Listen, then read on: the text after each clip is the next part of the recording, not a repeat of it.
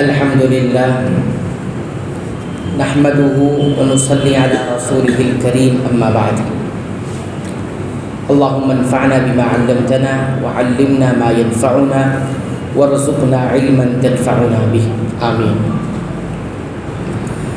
نماز کے فرائض اور ارکان سے متعلق آج کا ہمارا 39واں درس ہے۔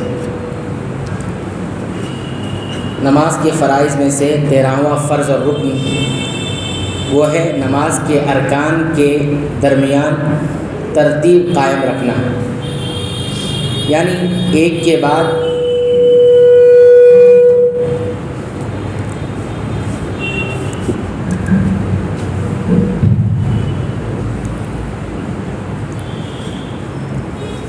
تیرہواں رکن نماز کے ارکان کے درمیان ترتیب قائم رکھنا، یعنی ایک کے بعد دوسرا رکن ترتیب کے ساتھ صحیح ترتیب سے ادا کرنا، یہ نماز کے اندر فرض ہے اور ضروری ہے اور رکن ہے۔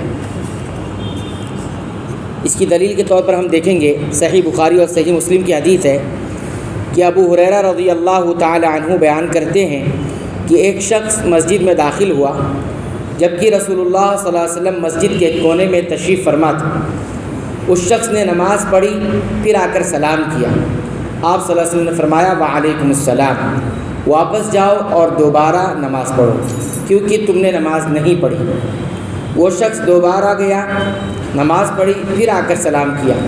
آپ صلی اللہ علیہ وسلم نے دوبارہ یہی فرمایا واپس جاؤ اور نماز پڑھو کیونکہ تم نے نماز نہیں پڑھی۔ دوسری یا تیسری بار اس شخص نے عرض کیا اے اللہ کے رسول صلی اللہ علیہ وسلم مجھے نماز سکھا دیجیے۔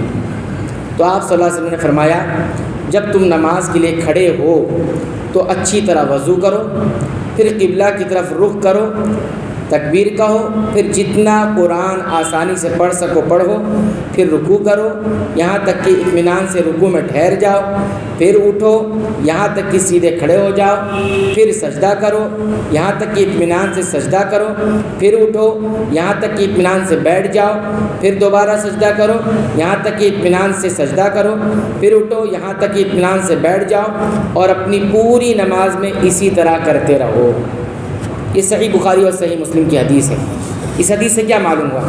اس حدیث سے یہ معلوم ہوا کہ نبی کریم صلی اللہ علیہ وسلم نے اس شخص کو نماز سکھاتے ہوئے بار بار یہ فرمایا پھر یہ کرو، پھر یہ کرو، پھر یہ کرو۔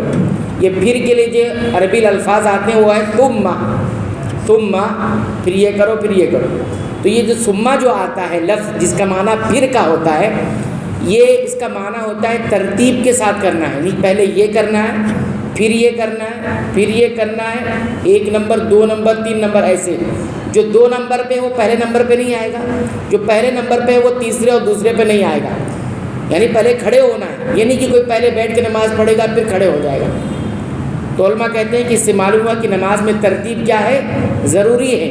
کوئی کہے نہیں پہلے میں بیٹھ کر پڑھوں گا پھر کھڑے ہو جاؤں گا، قیام بعد میں کروں گا، پہلے تشہد کروں گا، یا پہلے میں رکوع کروں گا پھر قیام کروں گا، ترتیب الٹ دے گا تو اس کی نماز نہیں ہوتی۔ یہ ترتیب ضروری ہے، یہی حدیث ہمیں بتاتی ہے۔ یہ پہلی دلیل ہوئی۔ دوسری دلیل ہم دیکھتے ہیں تو وہ ہے اجماع۔ اجماع کا مطلب امت کے علماء کا اس بات پر اتفاق ہے کہ نماز میں ترتیب ضروری ہے، رکن ہے یہ۔ اگر ترتیب نہیں ہوگی تو انسان کتنی اچھی نیت سے نماز پڑھے، اگر ترتیب اس نے نہیں رکھی ہے اس کی نماز نہیں ہوتی۔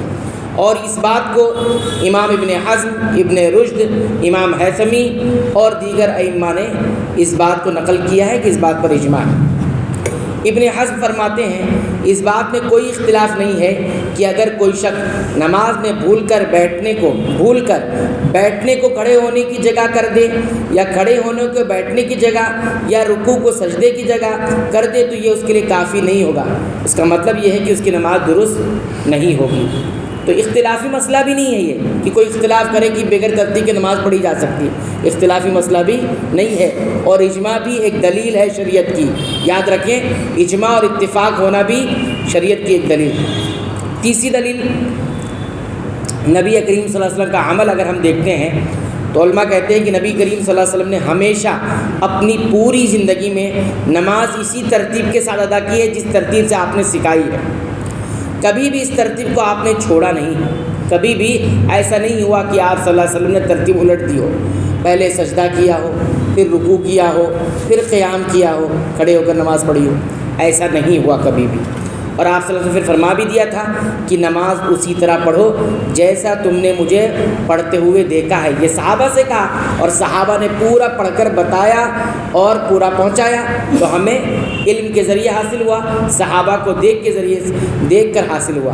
لہذا جب نبی کریم صلی اللہ علیہ وسلم فرما دیا نماز اسی طرح پڑھنا ہے جس طرح تم نے مجھے دیکھا ہے، تو نبی کریم صلی اللہ علیہ وسلم نے کہیں بھی یہ بات نہیں آتی کہ آپ نے اس ترتیب کو کبھی بھی آگے پیچھے کیا ہو۔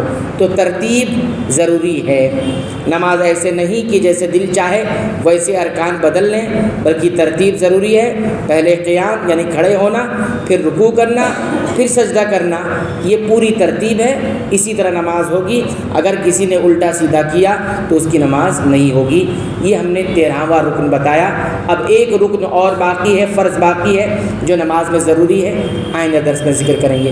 اللہ تعالیٰ سے دعا ہے کہ رب العالمین تو ہمیں سنت کے مطابق تمام عبادتوں کو انجام دینے کی توفیق عطا فرما۔